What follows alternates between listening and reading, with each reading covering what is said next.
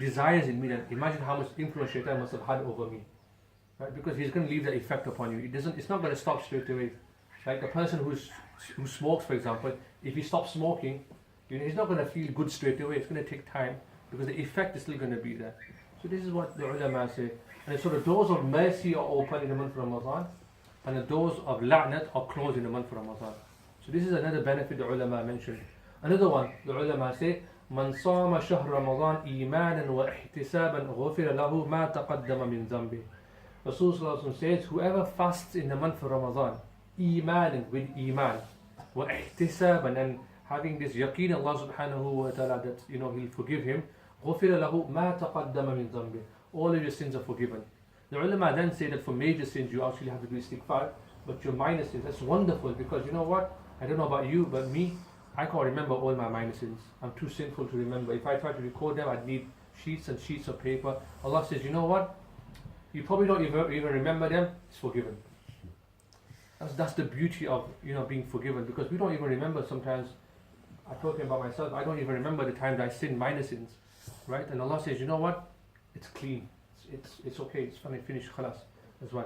When Rasulullah says iman, Ramadan iman. What does it mean? Iman. The ulama said you do it with conviction. Then when you fast with a conviction that you are doing it only for the sake of Allah subhanahu wa ta'ala. And the more conviction you have, not just in fasting, but all your ibad, whether it's hajj, whether it's zakat, whether it's just being a good neighbor, whatever else it may be, if you do it with a conviction, you get more reward. Iman, so yaqeen you need to have. And ihtisaban, to have hope. We never lose hope in Allah subhanahu wa ta'ala. Wa ihtisaban. A person should never ever say to anybody that Allah will forgive you. Na'udhu billahi min dhalik. La tata'ala ala Allah. Don't elevate yourself above Allah subhanahu wa ta'ala. We should always give people hope. Someone comes to you, he might be a drug dealer off the street, he might be a fornicator, they might be doing the worst type of sins. We have no right to judge anybody. In fact, they have, in many ways, they can become better than us, inshallah. Many of these people. Right? So our task is to give hope to people, to give resilience to people, to inspire people, to motivate people. Just like the Sahaba, they would inspire one another. Just like the great companions and all of them good pious people, they inspire one another. And I always say to people that try and surround yourself around people who can inspire and motivate you. If you're hanging around with negative people who are always like, oh, you can't do this, it's never going to happen in a million years, Allah would order everyone, all these sort of people, you know what, you shouldn't be hanging around with them, that's the truth. But you say to me, there are not many people left there. That's the point. Because we live in a culture where it's all about negativity, because we read too much news and it's all negative, and all the rest that we consume, we become like that. Surround yourself with positive people who are solution driven, people who set up businesses and someone says to them, you know what, when our business goes here, and someone says, Allah, you'll never be able to do it, it doesn't work. But he's like convinced, you know what, he'll find another way around. Allah, but there's a tax law, but I'll find a way around, because he's determined to get to where he wants to get to. Someone who wants to succeed in education, someone says, Allah, it's so hard to get into that university. And he just stops. No, find ways around. As a ummah, we have to be a solution-driven ummah. Sometimes Allah subhanahu wa ta'ala wants us to do something a different way. And we make istikhara, if it's good for us, we do it. There's lots of things that we've seen in our lives where people have said to us, this is impossible. You will never achieve this. Like this musalla, alhamdulillah, alhamdulillah, alhamdulillah, alhamdulillah. Last year, I remember, and some people here will know, that we were told that it's impossible. In fact, I was told to my face, like by somebody senior, that you'll never get it. Just forget it. Don't even bother, because you're wasting your time. But alhamdulillah, brothers and asatid and ulama and everybody made dua, and brothers worked diligently and everything else. Alhamdulillah, we've got our foot in. And this is from Allah only. But this is the ethos, this is the philosophy, falsafa that we have, which is what? That we try as much as we can. Rasulullah sallallahu alayhi wa sallam, he never said, you know what, oh Allah, you know what, these people, they're not accepting Islam, so we'll try something else. No, they kept going. The Anbiya, they kept going. And that's our task. We keep going out in gush, we keep going out in the path of Allah, we keep working hard, even if it's dunyavi terms. Even if it's to do with the dunya, you keep working hard with sincerity, with ikhlas, with ihsan, Allah will give you success. Right? So this is very, very important to bear in mind. I'm digressing, but sometimes we have this attitude that we hear from people, it's more difficult, you can't do this, impossible. Allah, if you try, you can achieve anything in life. Right? And when you read about the Sahabas, for example, in particular Umar radiallahu ta'ala. Where was he before? Right? He was like in the deserts. He was like out on the fields, like, over there across the dual carriageway looking after the cows or whatever, right? But look who he became. Like he conquered Palestine and Byzantine and the Persian Empire and all these things. Such a humble person, right? He was the one that gave strength to Islam. When everybody was hiding their Islam, he was the one that went to the Kaaba and said no, right? And so, if he can do it, Allah subhanahu wa ta'ala can do it for anybody. So we always have hope, and that's anything to do with that, whether it's business, education. Allah subhanahu wa ta'ala always have that resolve and sit with people and try and work out ways to solve problems, inshallah. So that's very, very important to bear in mind. Number 10. Laylatul Qadr is far off, but I'm just going to mention this. Man qama Laylatul Qadr imanan wa ihtisaban ghufira lahu ma taqaddama min dhanbi. There's also a hadith that talks about Laylatul Qadr, because on this night is a night of mercy in abundance. So I mentioned this, but I'll mention it when the time comes as well, Laylatul Qadr, that this is also a beneficial night that comes towards the end of the month of Ramadan. Rasul says in one hadith as well, As-siyamu junnatun, number 11, shield. Fasting is a shield or shelter. Why is it shield? Because it keeps your actions, your desires, your haram actions, your desires, your thoughts and words pure. And doesn't that happen in the month of Ramadan? And the person thinks twice. We have this sort of awareness that comes about in the month of Ramadan, that it's like a shield. A person is protected during the month of Ramadan. And Rasul says, so the person observing fast should avoid sexual relation. This is one of the things of fasting, that you're not allowed to have sexual relations when you're fasting. Not afterwards. After iftari, if you want to, that's up to you, with your wife and so forth. Summertime is very, very difficult, especially if you're going to do Fajr at 1:30, right? But I'm not going to shy away from it, because sexual relation is allowed in Islam with your wife. Sometimes we have this taboo that we don't talk about sexual ethics. So don't talk about sexual ethics. If we don't teach our youth about sexual ethics, they're just going to find it elsewhere anyway, and there's plenty on Google now that will tell them where to get it from. So we need to make sure that we educate them. And I'm not afraid to talk about sexual ethics, not maybe right now, but I don't have a problem with it.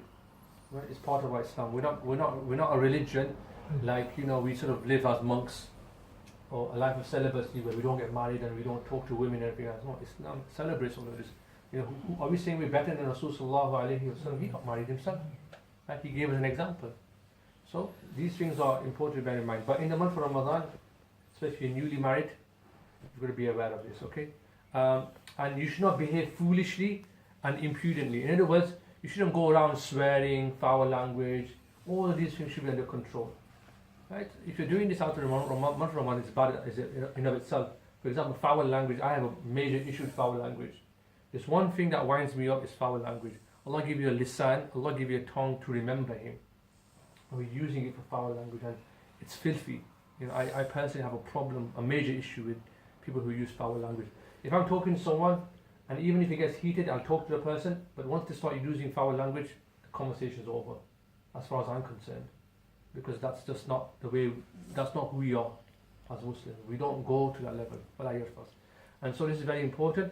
And also, don't behave foolishly. People in the month of Ramadan, we're fasting, we get hungry, our wires are a bit short, if you can't, just stay at home and stay in the corner of the masjid somewhere, just play Quran and say to people, don't talk to me, I'm fasting. But everybody's different. I understand that some people have a higher level of threshold and some people have less, right? Some people just little things and just get wound up. So this is very, very important to bear in mind as well. And if someone tries to wind you up, because sometimes people do come, right? You've got business, and the customer is being awkward, just say, look, you know what, I'm fasting, come back another day or something, right? Come back after Eid or something, I don't know, right? So just bear in mind, because you can't have problems with that. And so fasting is a method for controlling our behavior to make sure it's kept in check. If you can do it in these 30 days, inshallah, the rest of the year will be easy for you, inshallah. The reason I'm doing this a fortnight or less in advance is we're preparing ourselves mentally, right? So we're ready for it so we can hit the ground running. Okay? So these are some things I wanted to say in terms of some of the fada'il of the month of fasting. Some of the practices I just want to quickly run through before we conclude, inshallah. It's virtuous to delay sehri as much as possible. Whether you follow the 1:30 or the 4 o'clock one, whatever that time is, try and do sihri as late as possible. I always advise people, if you're going to follow the half one timetable, then stick to that timetable throughout the month of Ramadan. If you're going to follow the 4 o'clock one, then stick to the 4 o'clock one. That's up to you. I'm not telling you which one to follow, but be consistent. But it's sunnah to have sihri as late as possible, because there's wisdom in that, right? So if you can't do sihri as late as possible. Secondly, number 2 is you should do iftar as soon as possible. So don't try and be all Sufi and say, oh, you know what, I'll wait 2 more minutes. If it's iftar time, you're told it's iftar time, you break your fast. Okay, don't be pedantic about it. Don't start kicking off. Look, if it's iftar time, you've been fasting, inshallah, Allah will accept it. So do iftar as soon as you can. Ramzan is also the month of giving, so be generous in giving. Financially, obviously. So zakat is not farz in the month of Ramadan. You can give zakat outside the month of Ramadan, but people prefer to give in the month of Ramadan. That's fine. Okay, but be generous in your money in the month of Ramadan, because you get much more reward, and you don't know which pound or which penny will be accepted by Allah subhanahu wa ta'ala. But you also be generous with your time. Right? We all, alhamdulillah, we're all generous with money. If someone stands up here and says we need a bit of money, everybody will give. But if somebody says that we need your time on a Saturday to clean up, we need time on a Sunday to do this, then give your time, because money is everybody's happy to give, but to give your time towards, for the sake of Allah subhanahu wa ta'ala. So whether it's cleaning the musalla, helping out with iftari, outside Ramadan, keeping this place clean, things that need to be done, all this, be generous with your time as well, inshallah. And remember that whenever you give for the sake of Allah subhanahu wa ta'ala, Allah always gives you in return. Okay, so it's very, very important to pay this to my Shaykh Yunus. I was in Darul Ulum. He was saying that people who are engaged in the khidmat of deen, Allah takes care of them. Allah takes care of you because you're engaged in His deen. However, right? People come here. Someone's been responsible for this. Someone's been responsible for getting the poster ready. Everybody's doing a little bit, and it's not insignificant. Your presence here is not insignificant, right? People here, you're listening to what this servant has to say. We're all benefiting, so we're all part of the same system. We're all part of this ecosystem, right? You know what happens in the ecosystem? If the bees don't turn up, we all die, right? If the flowers don't germinate and produce, we all die. We're all part. If the sun doesn't decide to shine a couple of months, we're all dead. Right? If the birds don't come around and carry the seeds around, so all this ecosystem, Allah subhanahu wa ta'ala, you probably know this better than I do in biology, but this is the system of Allah subhanahu wa ta'ala. We're all part of this.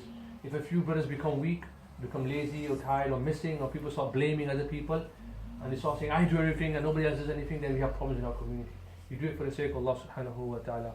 Number 4 is, in the month of Ramadan, personally, I always say to people, put everything else to one side, recite as much Quran as you can in the month of Ramadan. Wherever you can, spend time here. We've got Qurans here, we've got rooms here. If you want to go upstairs, I say to people, you don't want to sit around people and sit somewhere quiet. Come recite Quran as much as you can. If you're going to recite, my advice is come here and do it as well, so we can have barakah and descend in this place as well. Recite Quran. If you're struggling with reciting, you've got questions, ask someone. There's no harm in asking someone. So, it's 20 years since I did Tajweed. Maktab in those days wasn't very good, right? Can you help me out a bit here? No problem, inshallah. We're not here to judge people, we're here to help people. So recite the Quran as much as you can.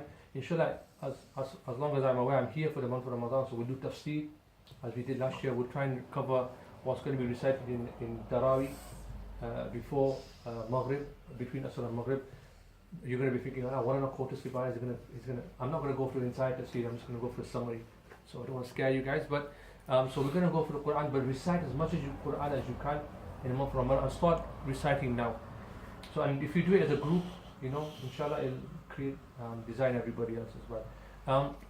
Number 5, remain in the masjid as much as you can. Whether it's here, your local masjid, I encourage people to come here. Remain in the masjid as much as you can. And when you come here, make intention for itikaf. You think you're not itikaf, I'm not staying here. No. You can know how to do itikaf, that's different type of itikaf. You just come into the masjid, if you make intention for itikaf, even if you're here for 5 minutes, you still get a reward of itikaf. So make itikaf niyat as well, especially in the last 10 days as well. So if you're going to, whichever local masjid you're in, try and do itikaf the last 10 days. I know some brothers from our locality are going to Palestine and so forth, will accept it. But remain in the masjid as much as you can. Some of you might want to go home and come back for Sehri and spend time here before Sehri, do tahajjud here, whatever you want to do. Spend as much time as you can in ibadah. Point number 6 is, and I'm not scared to say this, is the last 10 days, put it in gear number 6. I don't think you can get higher gear than number 6, right? Unless you've got a truck. So put it in gear number 6 and really push yourself in the last 10 days, just for Allah's sake. Really try and push yourself in the last 10 days. Really get the tempo going. You know, it's not a sprint, it's a marathon, right? But towards the end, you really push, because that's when it counts.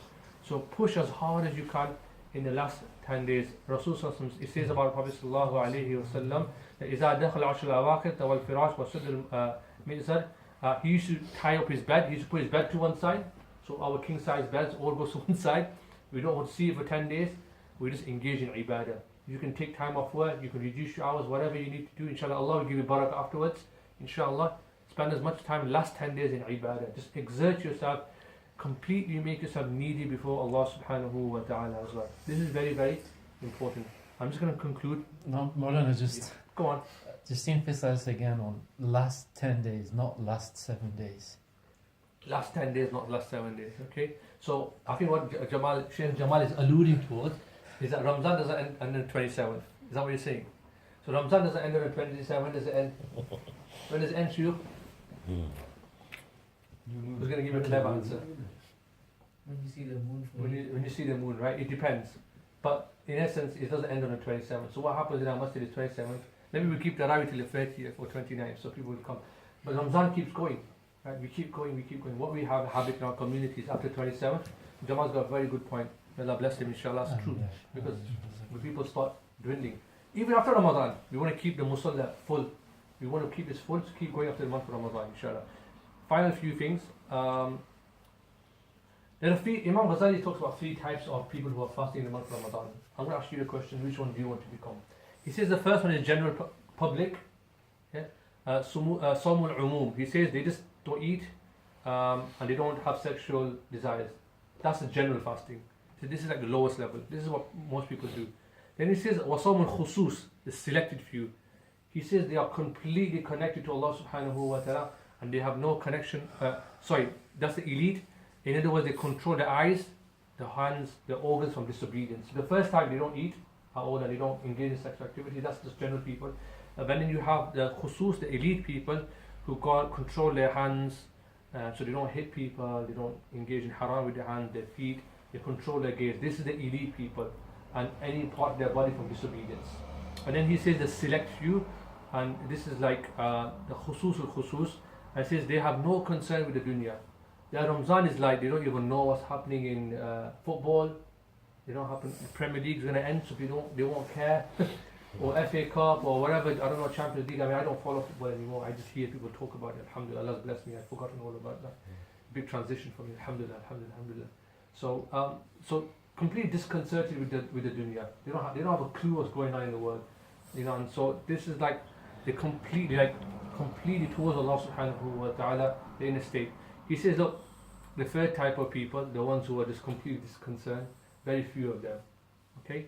But the second group, we can control our gaze, can't we? We can become from the khusus, right? That we can control our gaze in this month. We can control our tongue. Just control your tongue. Don't speak unless you need to speak. You'll save a lot of energy as well. Right? Unless you need to speak. Guarding your ears from haram. So that doesn't just mean listen to music, but also listen to ghiba, backbiting, slander, all these things.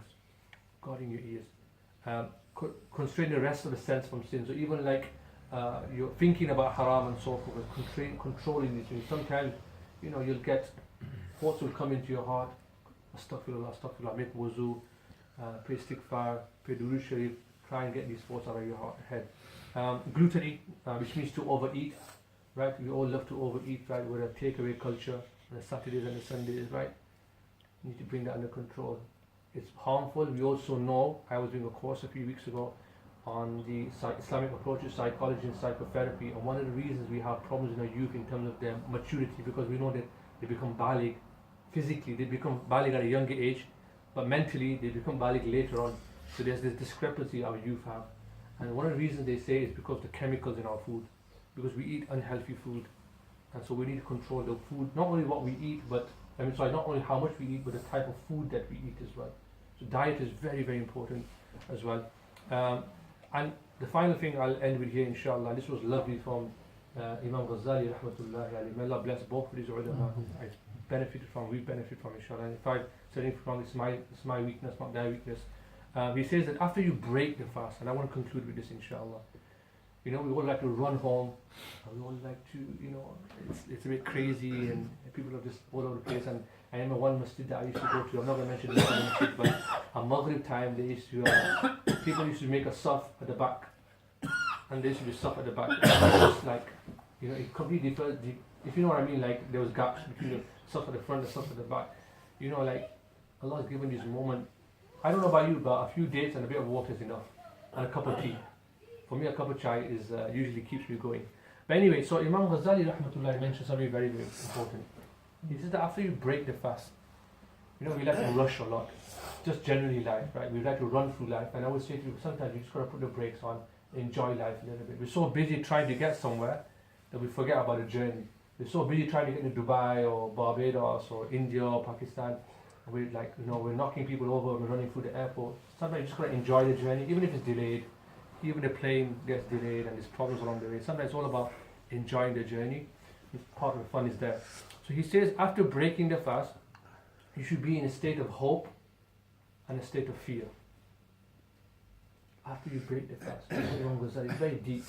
He says that you should be in a state of fear and a state of hope. Two states should be around you at the time when you break your fast. So when you're making dua after you prayed your Maghrib, he said, because he says, we're fearing, we're having hope in Allah subhanahu wa ta'ala because we don't know if this ibadah, this fast that we've done for 14 hours or wherever long, 18 hours, we don't know if it's drawing us closer to Allah subhanahu wa ta'ala. So we're having hope in Allah. Allah, please, you know, I've stayed hungry all day. Allah, please accept it from me. So we have the hope in Allah subhanahu wa ta'ala. But then he also says you have fear. He also says you have fear. Why do you have fear? Because you're fearing that your 18-hour fast, because you haven't done it with the right intention, you've been deficient in it, Allah might throw it back in your face. Allah might throw it back in your face and say, I have no need for your fast, I don't need your fast. You know, and so this is what we need to do at the end of our fasting. You know, when we prayed our Maghrib, just relax, people run home, relax, calm down, think, ask Allah to accept it. You know, when we do an ibadah, the final point I'm going to make, inshallah, before we break off for Maghrib, is that when we perform an ibadah, there's two things that we always have to do. There's two things that we do generally. We do dua and dawa. Right? So, dawa is like you try and exert yourself as much as you can to do good things during the day. You're a good Muslim, you're a good human being, you do your ibadah, you give your zakat, you don't harm your neighbours, you park your car properly when you come to the musalla, you don't block the roads, you walk to the musalla, we keep telling people this, walk to the musalla, walk to the musalla. You're helping the community because by you parking your car unnecessarily, the council is going to come and snatch our license away from us and we're not going to have a musalla anymore and all these things are going to happen, right? You're trying your best to be a good person, you're doing all of these things. And everybody's trying their best, everybody's making it into a team effort. But you're doing your zakat, you're giving your salah, you're performing your salah, you're doing your hajj, all of these things you're doing, mashallah. Allah gives you tawfiq to do more and more and more. And you're staying away from sins. But at the same time, this is where arrogance sometimes come in. He says, with the dawah, you do the dua. What is the dua? At the end of the day, you pray to Allah subhanahu wa ta'ala, Allah accept it. Allah accept my ibadah. You know what? I might have prayed my 5 times with salah jama'ah, but Allah, only you can accept it. Allah stayed away from sin. Allah, you accept it. Allah, you accept it. And then when you do these two things, inshallah, they go hand in hand. And inshallah, give you more of an ability to continue. Because you know what? By me being here, by you being here, it's not our achievement. It's a blessing of Allah subhanahu wa ta'ala that we're here, we're able to do this. Just 1 or 2 points about Ramadan. Fasting in particular, the 3 main things you've got to stay away from is Ramadan is very, very easy. Doing fasting rather, not Ramadan fasting. You make my words very, very clear. And people will misunderstand. When you're fasting, no sexual intercourse or those sort of things, stay away from it, right? Yeah, just keep it cool, keep it in control, eat cool, tender food if you have to. Right? You've got time between, you've got short time, halal, it's all halal, inshallah, at that time do it if you want to. Food and drink, that's haram at these times. So stay away from these things. If you do it, then obviously there's things that you need to do. And niyyah is very, very important. So make niyyah when you're fasting. Make sure it doesn't have to be a verbal intention. It can just be in your heart. If you forget to make an intention, make sure you do it as soon as you wake up. Intention is very, very important. You're doing it because Allah subhanahu wa ta'ala has made it a hukum for you. You're doing it because you want to draw close to Allah subhanahu wa ta'ala. May Allah subhanahu wa ta'ala accept our month of Ramadan. May Allah subhanahu wa ta'ala make this a month of change, transition, qurba, of coming close to Allah subhanahu wa ta'ala. Very, very important.